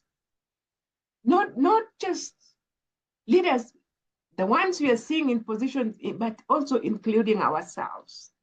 We've got conflicts that reveal our integrity. I think they're more in my place than maybe in your place. We've got people issues versus performance. We've got ethics versus speed. Should you answer things? Should you respond because response is required, or are you able to go through it? I experienced this sometimes back, that my boss just called my name over something that I didn't do, and I was mad. I was mad, terribly mad. You try to keep your name, you try to do something right, and then you hear poop, poop, it is your name being called. How do you respond to that as a leader? How do you respond to that? And what is the integrity, or what is the trust between you and the leader who has just called your name? It becomes hard. So pressure at times don't change leaders, but it exposes deeply whom you are as a leader. Recently, about 2 weeks ago, this one was very interesting for me. I normally have leaders forum on 2 Saturdays in a month, the first Saturday and the third Saturday of the month. And I do invite guest speakers, and they do come. And that Saturday, I had a topic called Reality is Your Advantage. Reality is your advantage. And I really loved it. It shows that our reality reveals how prepared we are. It tells us that our reality is never a challenge or a problem to us, but it reveals us. It shows our preparedness and our readiness in a topic. So I'd invited a guest speaker, and mine was a simple task of just inviting people, inviting everyone I know. I sent everyone in my Facebook, I sent everyone in my WhatsApp group. I called people, I prepared 20 minutes to time. I went to prepare, to dress up, to come and open my Zoom, and to send maybe a few reminders to a few last people. Just immediately I held my phone. My goodness, what do I see? Sorry, Jane, I'm unable to attend the meeting. Goodness. I looked at the message. Was I dreaming, or is this real? Jane, sorry, I'm not able to attend this meeting. My goodness. 20 minutes is not even enough to cancel a meeting. It wasn't enough. Whom would I tell I've canceled? Who would see? You'd have inconvenienced everyone. And because of the person I'd invited, I was very sure. We talked in the morning. We talked over lunch break. And I'm like, yes, this is the day. This is it. My friend, eventually I remembered reality was the topic of discussion. Reality was the topic of discussion. And what was I going through? Exact reality. Reality of my speaker missing at the last minute. What was I to do? What was I? Was I to give an excuse? I thought it was not even enough. I told you, it was not even enough to cancel. I tried to make PowerPoints. There was no time to read and make PowerPoints in 20 minutes. And true, man, isn't reality there to reveal your preparedness? That was live, lesson learned in experience, right when teaching it and learning through it. So pressure, just like I've given an example of my condition. Pressure doesn't change. It exposes you. Again, it will expose how prepared you are. It will expose how deeply rooted in that leadership iceberg. What are your core principles? What is the level of your preparation? How do you take negativity? What is your mental set when it comes to approaching challenges? And it will come out. You've seen, there is a video there that, which video is that? You've seen several videos of how leaders react to certain conditions. And before you know it, you've started talking. At times, people even go physical. But that is not just physical. It doesn't change you. It's not that someone pushed you to talk in a certain way. It's not that someone incited you, but that is whom you are. It's like it is a mirror. It is like a mirror. It turns back to you. Pressure will allow you to see yourself clearly of how you are. And that is exposing you. How leaders act when no one is watching defines whom they are. How leaders act when no one is watching defines them. As a leader, they say that sometimes leaders are lonely. It's not an issue of lonely. It's an issue of being intentional and working on yourself. That is how I define that loneliness. It is a time for self-reflection. It is a time to identify with reality. It is a time to look back. John says, reflection is a pause that refreshes. I really like that. It's a reflection that reflects. You know, when you are reflecting, you need time. You need to think through. You need to seclude yourself. You need to think and think critically. At times people say you need to ask yourself the 5 whys. Why did this happen? Why did this happen? Why up to 5 times for you to come up with a definite answer? So what you do privately eventually is revealed through the pressure, be it the pressure of decision making, the pressure of performance, the pressure of time keeping, whatever pressure that is, it will be reduced. It will be revealed. So when deadlines are tight, decisions or resources are limited, temptations arise, character shows up in small choices that you will make. This will come out in fairness. This will come out in accountability. This will show up whether you are truthful or not. And this is true. This is what we see every day in our leadership circles. So our leadership is stated not in convenience, not when things are perfect, not when you have your notes, you have your PowerPoint, you have everything, but that time that power goes off, when you have everything ready, what is it that you're going to do? Your leadership will come up when your things are in constraint, and it will reveal exactly how you take things to be. So let's go to the third one. Character is sustained or elevate, or character is what sustains elevated leadership. Character is what sustains elevated leadership. We've seen many leaders who are in positions whom we admire. But why do we admire them? You know, for you to admire, it's not a one-time thing. It's not a one-time thing. Maybe this is a leader you follow. We are normally advised that you have at least a leader whom you talk to maybe once in a month or twice in a month. John says that in his early days, he consistently talked to leaders. He realized that if he was to grow by himself, it would take a lot of so many years. But when he decided to grow through other leaders, he called them, he invited them, he requested them. They could have just maybe 1 hour with him. He booked and had questions with him. that he would ask for maybe that 1 hour. And the way John put it so easy, he went there with a series of questions already written down. And immediately they finished the pleasantries, he would start asking questions one by one. And he talks of how he interviewed or he requested talks with John Wood and the coach. And he's got several questions of what he was to talk about. And look at him now. Look at him now. He developed that character consistently over time. He did it. Look at him now. Look at how he's grown.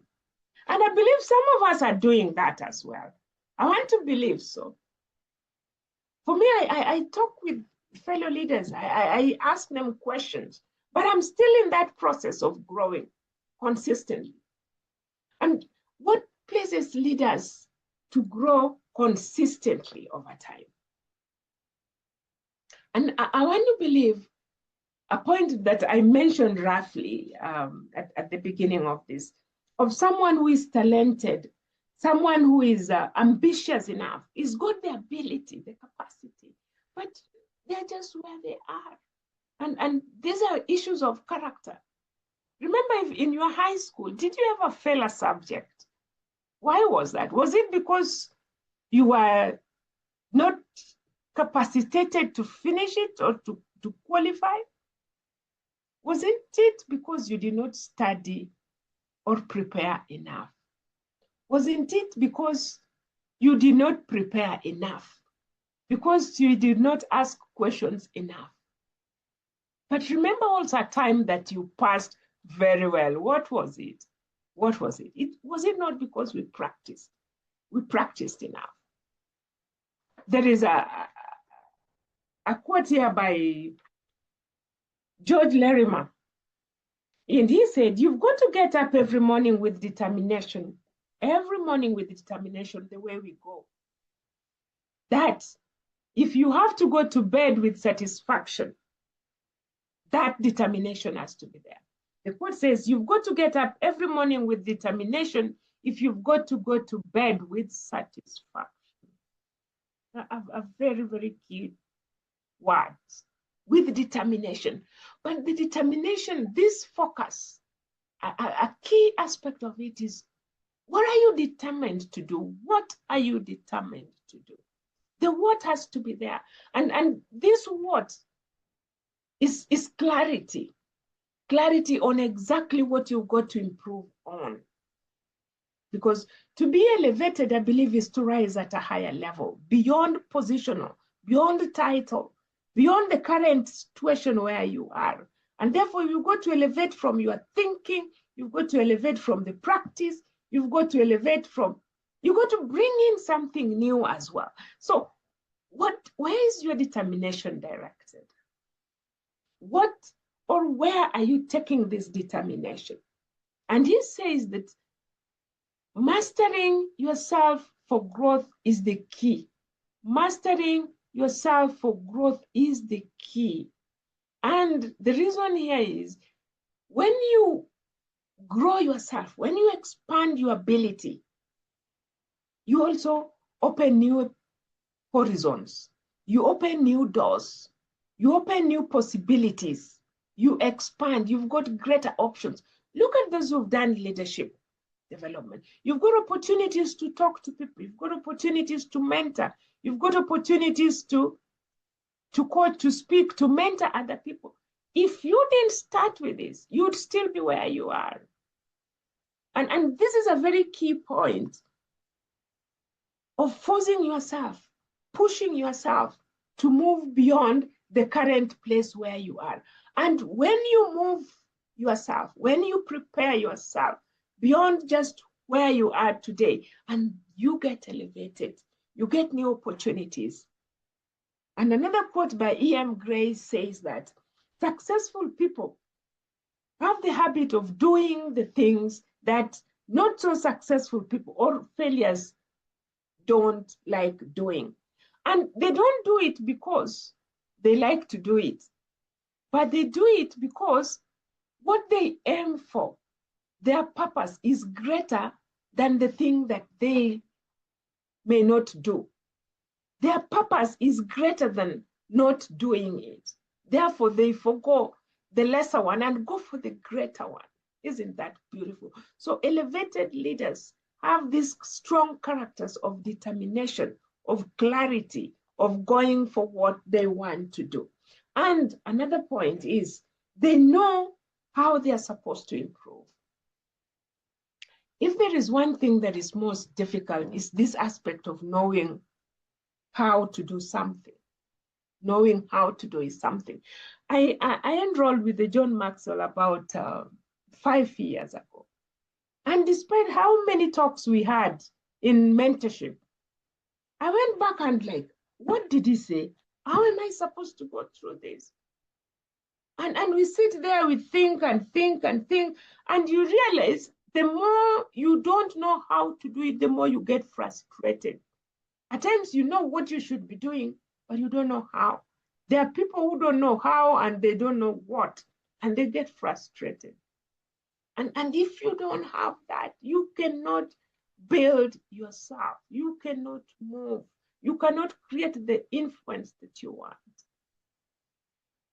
And another point, so you got to know your what, you got to know your how, you got to know, appreciate the process as well.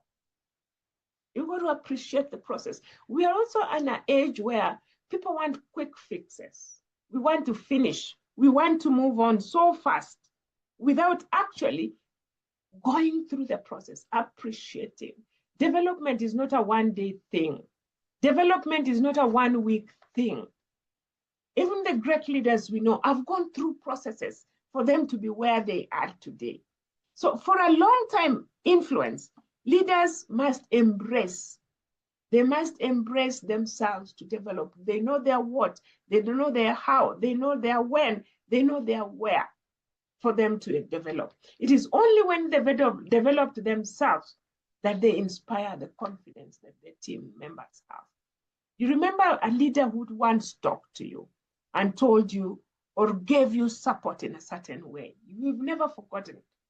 This world is made of so many people, and look at any successful person. They are there because of the people they were with.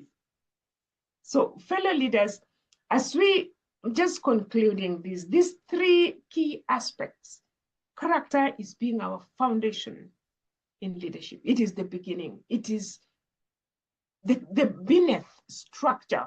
It is the embodiment, the identity of whom we are. And when we come to friction with any opportunity, any challenge, any pressure, forms of deadline, financial, even in non-work areas, it is our character that shows up. And if we are to go far, if we are to go beyond where we are, it is our character that will sustain us in leadership. So fellow members, I think this is, it marks the end of my presentation. Our character is what reveals us. Elevated leadership is not built from the outside, but it is deep whom we are, our inner identity. So anytime you seek to elevate your leadership to any high levels, the question is not how can I rise? It's not talking to someone to give you that opportunity or to connect you or something. But the question that you should ask yourself is, how deep am I willing to go? How deep am I willing to grow? That involves the time, what people would call loneliness or isolation. That involves the time that you will take to prepare. So as we wind up this, as we conclude, as we go forward, will we commit ourselves to strengthening who we are in terms of character? Because our future or leadership, our growth in general, the growth of your family, the growth of your organization, the growth of your society, and the growth of everything in leadership depends on your character. Thank you, and back to you. In case of any questions, please.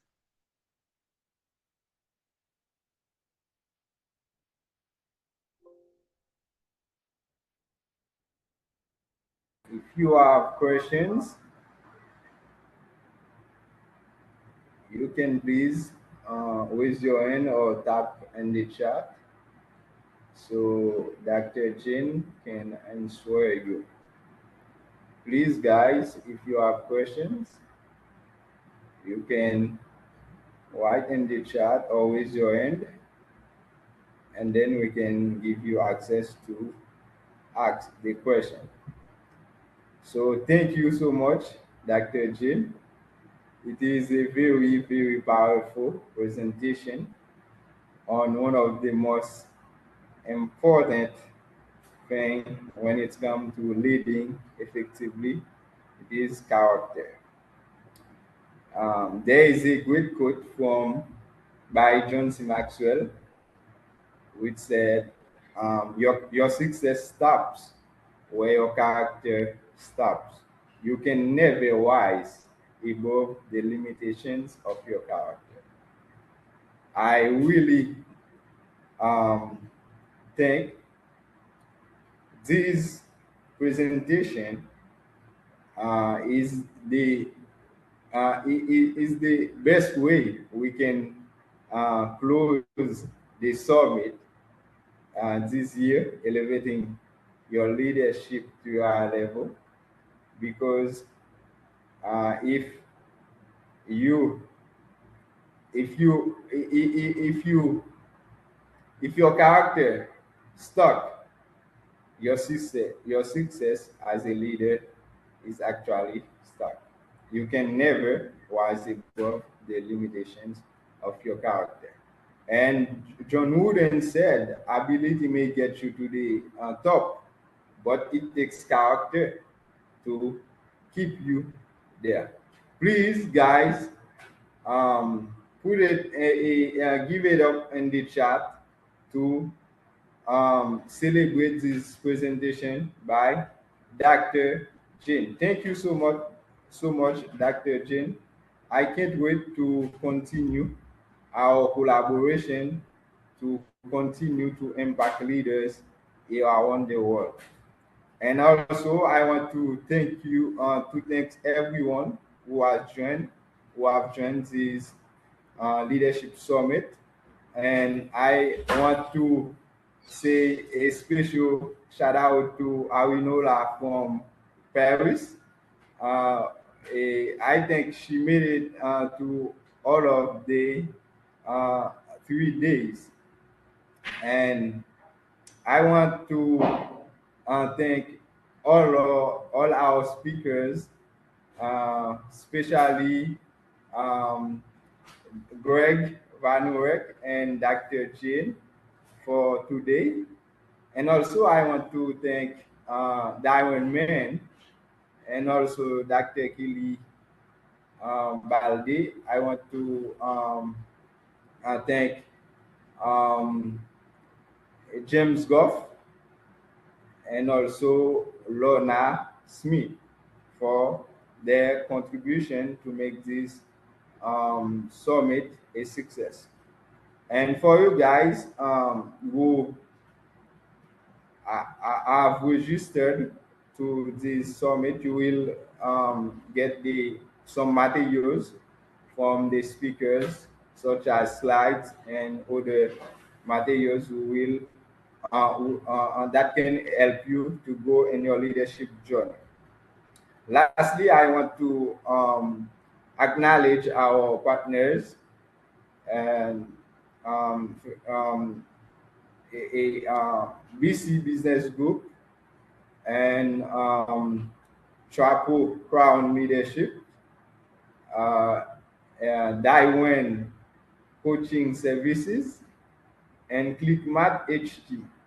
So those are the organizations who and individuals who collaborate to make this summit a very huge success. So we are going to continue this, and we can't wait to have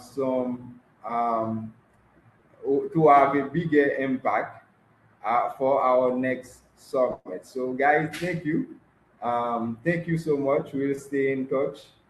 We'll continue to grow. We'll continue to work on our character work on integrity, to start by will ourselves from the inside out to become someone people can